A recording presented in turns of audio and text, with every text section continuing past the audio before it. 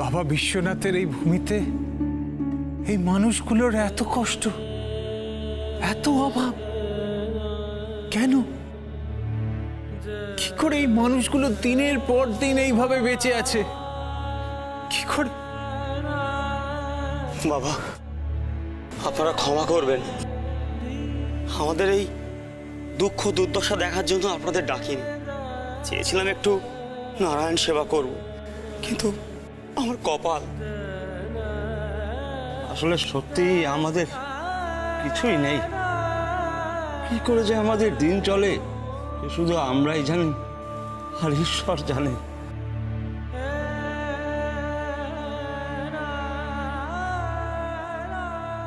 ওই চালের পাতা তাই খুলে জলে ফুটিয়ে জাল দিয়ে বাচ্চাদের মুখে দিই। হায় ঈশ্বর! তাই তো চালের এই অবস্থা। এখন তো সেটাও নেই।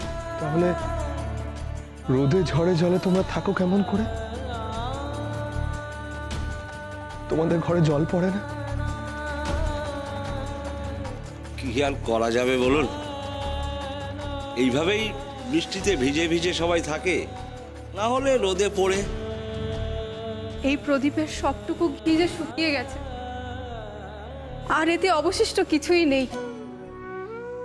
আপনাদের যে একটু সেবা যত্ন করব সে কপাল আর আমাদের নেই ঠাকুর।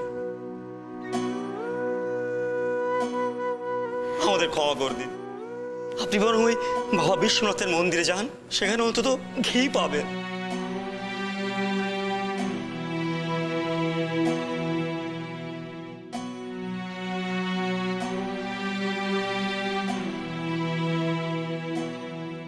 এমন অবস্থা মানুষগুলোর এ তো চোখেও দেখা যায়।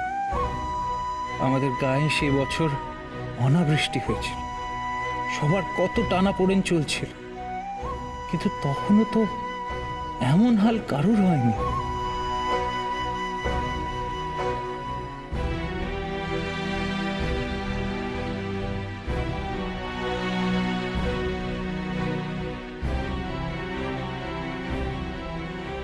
লোকনাথ, কি ভাবছিস তুই? এদের দুর্দশার কারণ বোঝার চেষ্টা করছি গুরুদেব। তোমাদের এই হাল, তোমরা কোনো উপায় বার করার চেষ্টা করছো না কেন? হ্যাঁ, আচ্ছা, তোমরা তো কোনো কাজকর্ম করে অন্তত পরিবারের সকলের মুখে দুবেলা দুমুঠো অন্ন যোগান দিতে পারো। আর কাজকর্ম কাজকর্ম কোথায় করবো বলুন তো? একসময় আমাদের চাষের জমি ছিল, ফসল ফলাতাম। রাজাকে কর দিতে গিয়ে সব শেষ হয়ে গেছে। এখন তো কানা করিও নেই।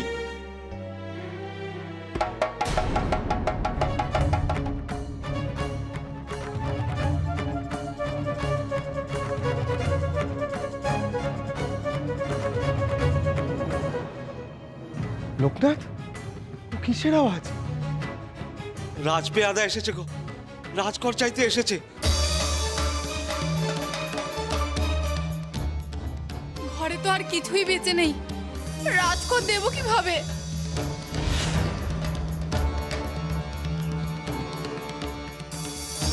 তোমাদের কাউকে কিচ্ছু করতে হবে না।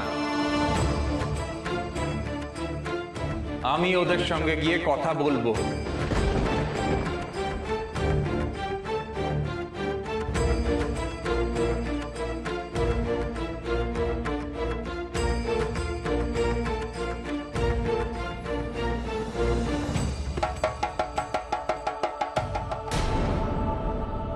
শোনো শোনো শোনো, যে যে লুকিয়ে আছো ঘরের কোণে, বাইরে এসো বেরিয়ে।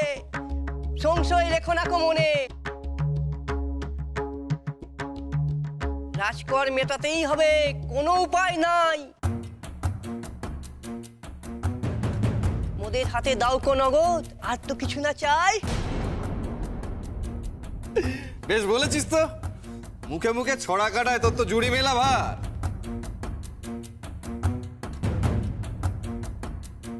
শুধু ছড়া কেটে কি হবে? রাজকর আদায় করতে না পারলে রাজামশাই যে আমাদেরই শুলে চড়াবে।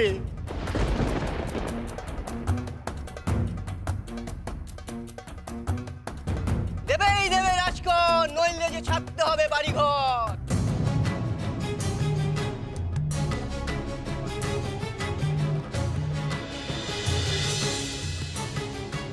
কি হলো, এখানে এত হাঁকডাক করছো কেন তোমরা?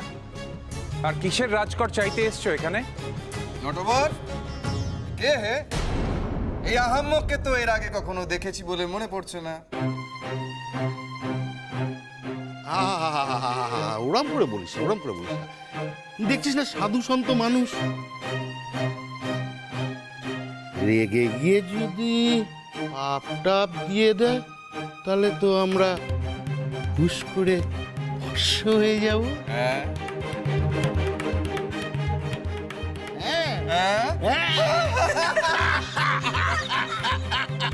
ভস্ম হয়ে যাবো না?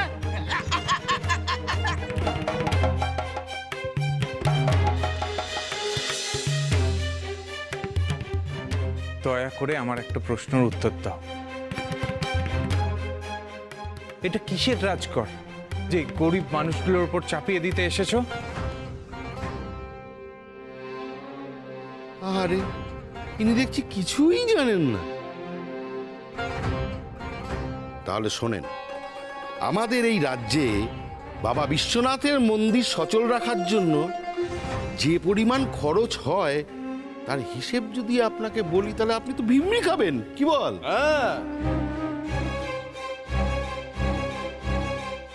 মন্দিরে প্রতিদিন হাজার হাজার প্রদীপ জ্বালতে হয়, কত খরচ। আর রোজ মন্দিরে হাজার হাজার তীর্থযাত্রী আসে, তাদের খাওয়ার ব্যবস্থা, থাকার ব্যবস্থা, ব্যয় বহুল ব্যাপার কি। তাই প্রজারা যোগান দেয় এই মন্দিরের খরচ, সেটাই মোরা আদায় করি, এতটুকুই মোদের গর্ব। মিছে কথা, একেবারে মিছে কথা। এসব কিছুই হয় না মন্দিরে।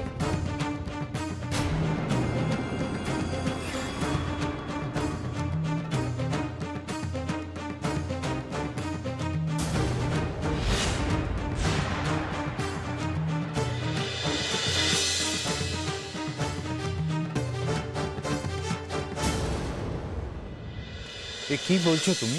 ঠিক কথাই বলছি, মন্দিরে এসব কিছুই হয় না। আমি নিজে ওখানে গিয়ে দেখেছি।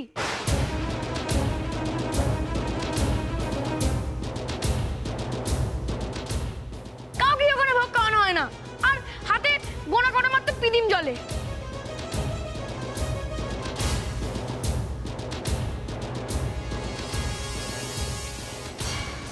তাহলে রাজকরের অর্থ সেগুলো কোথায় যায়? কেন? ওই মহারাজের সিন্ধুকে সব জমা পড়তে থাকে।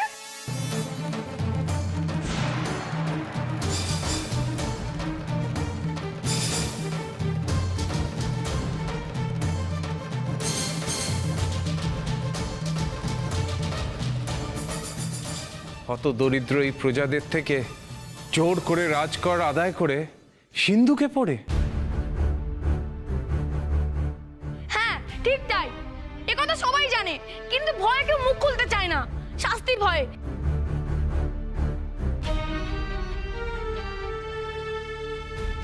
কিন্তু আমি এসব ভয় পাই না। সত্যি কথা বলতে আমার কোনো কিছু। চুপ কর, এসব কি বলছিস?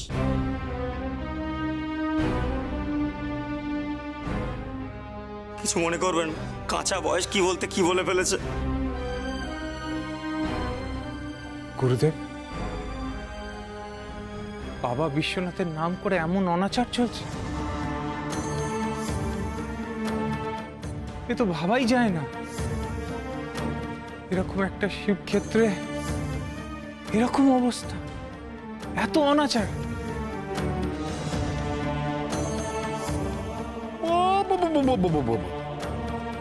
তোর এই চাঁদপানা ছেলের মুখে তো ভালোই কথার খই ফুটেছে। এত খই তো ভালো নয়। আহা, কি বলছো? তো বেশ ভালো কথাই বলছে, তবে এবার খানিক শাস্তিও যে পেতে হবে।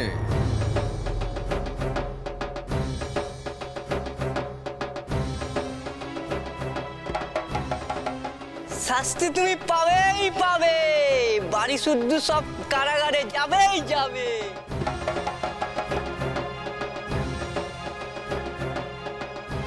আমার মুখের দিকে তাকিয়ে কোনো কাজ হবে না, ওর ব্যবস্থা আমি এখনই করছি। বড্ড বার বেড়েছে তোর এই ছেলে। সব কটাকে মজা দেখাবই। রাজকর ঠিক মতো দেবে না, অথচ মুখে মুখে বড় বড় কথা। ওকে ক্ষমা করে দিন, ভুল করে বলে ফেলেছে। ওসব করে লাভ হবে না, গুনে গুনে রাজকর দিতে হবে, নইলে সবাইকে আটক করব। ঘরে খাওয়ার মতো কিছু নেই, রাজকর দেবো কিভাবে? বেশ, কর দিতে না পারলে ছেলেটাকে আমাদের হাতে তুলে দে। ও মন্দিরের সেবক হবে, মন্দিরেই থাকবে, সবার মল মূত্র পরিষ্কার করবে।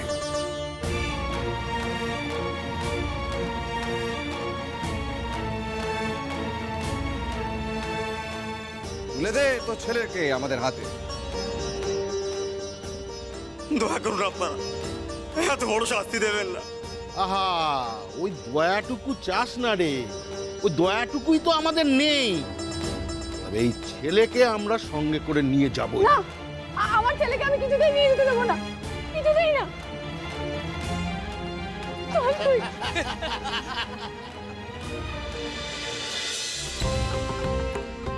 অসহনীয়, এ তো সত্যিই অসহনীয় অত্যাচার। এমন অত্যাচার মানুষ মানুষের ওপর করে না, এর একটা প্রতিকার করতেই হবে, হবেই। অমন ভাবে ছেলেকে ঘরের মধ্যে টেনে নিয়ে লাভ কি? বার কর তোর ছেলেকে। তা না হলে কুড়ে ঘরে আগুন লাগিয়ে দেব, মনে থাকে যেন। ওরে ওরে, চলবে ঘর তোদের, ওই ছেলেকে চাই মোদে।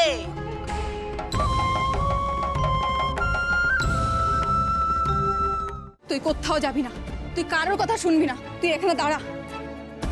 আর এসব কথা বলো না তুমি, এই কুড়িটুকু ছাড়া আমাদের কাছে আর কিছু নেই। যদি এটা জ্বালিয়ে দেয় ওরা কি হবে বলো তো? এই বলে নিজের কোলের ছেলেকে এভাবে কোলছাড়া করবো? আমি পারবো না। কেন বুঝতে চাইছো না? ওদের সঙ্গে গেলে ছেলেটা তো দুবেলা খেতে পাবে, তুমি তো ভাত তো জুটবে নাকি? কি হলো, ছেলেকে বের করে দিবি না আমরা অন্য উপায় দেখবো?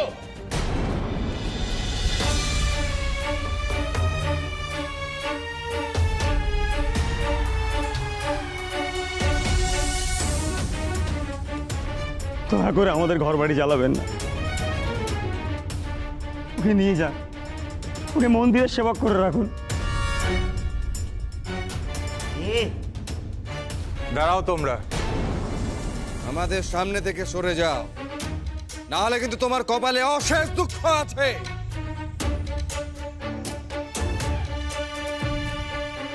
না, আমি সরে দাঁড়াবো না।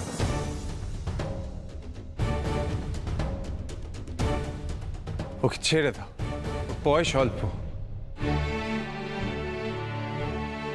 বরং ওর জায়গায় আমাকে নিয়ে চলো। আমি মন্দিরের সেবক হতে রাজি আছি।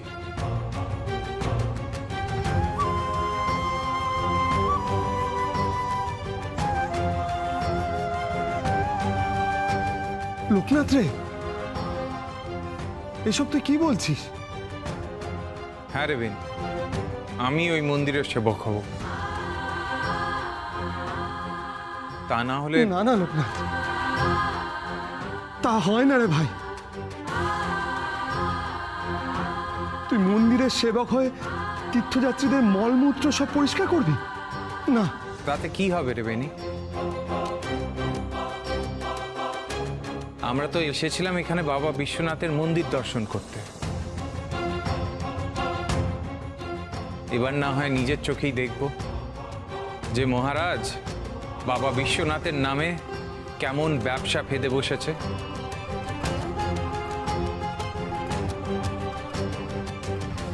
কত অর্থ রোজগার করেছে, আর সব থেকে বড়, বাবা বিশ্বনাথ কেমন আছে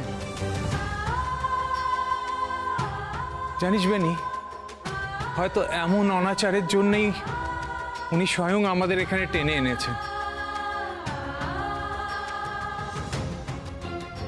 এ এর কথার বহর দেখে তো ভিম্মি লাগছে।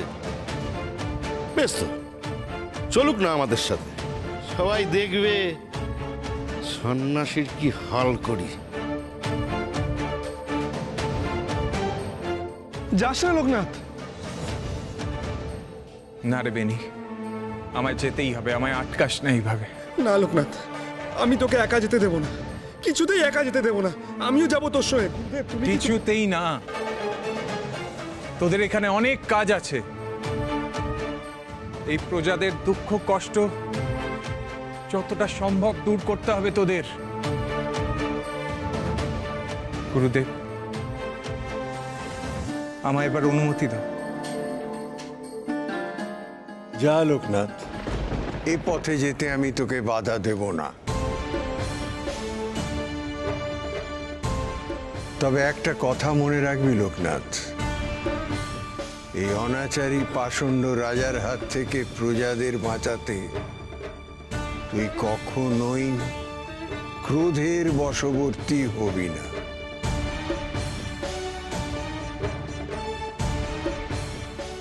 নিজের ক্রোধ নিজের নিয়ন্ত্রণেই রাখবি। জানি গুরুদেব, জানি। দেখ, বাধা আসবে, পদে পদে তোর রাগ হবে,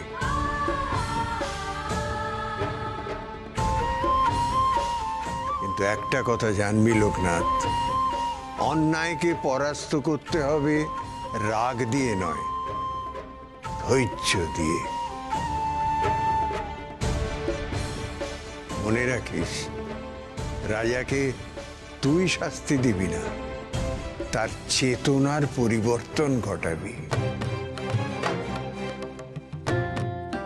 যাতে রাজা নিজে বুঝতে পারে, নিজের ভ্রান্তির কথা অনুভব করতে পারে। এইটাই তোর পরীক্ষা। কিরে, পারবি তো? পারবো গুরুদেব, আমায় পারতেই হবে।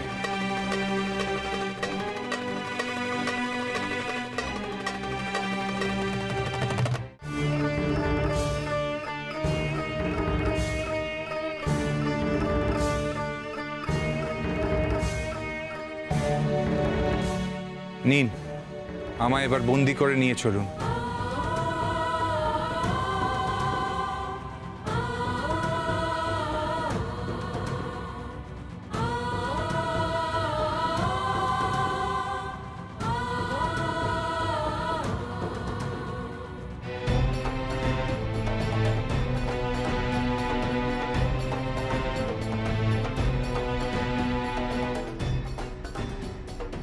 চলো।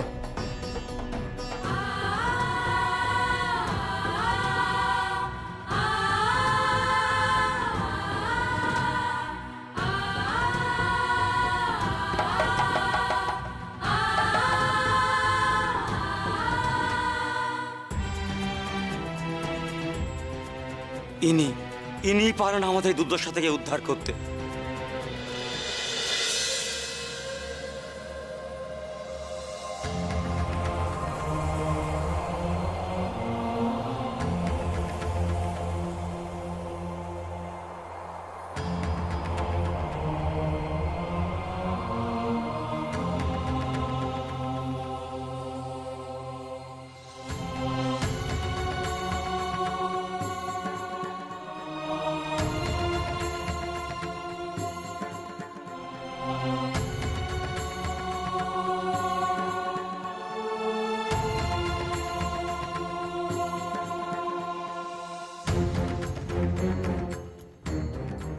ওনাকে এমনভাবে কেন নিয়ে যাওয়া হচ্ছে কে জানে, তবে বেশি জানতে চেয়ে কাজ নেই।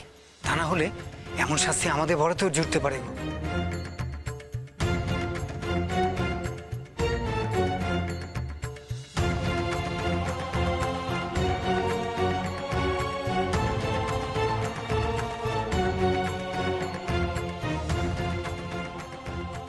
উনি মনে হয় কোনো সিদ্ধ পুরুষ হবেন।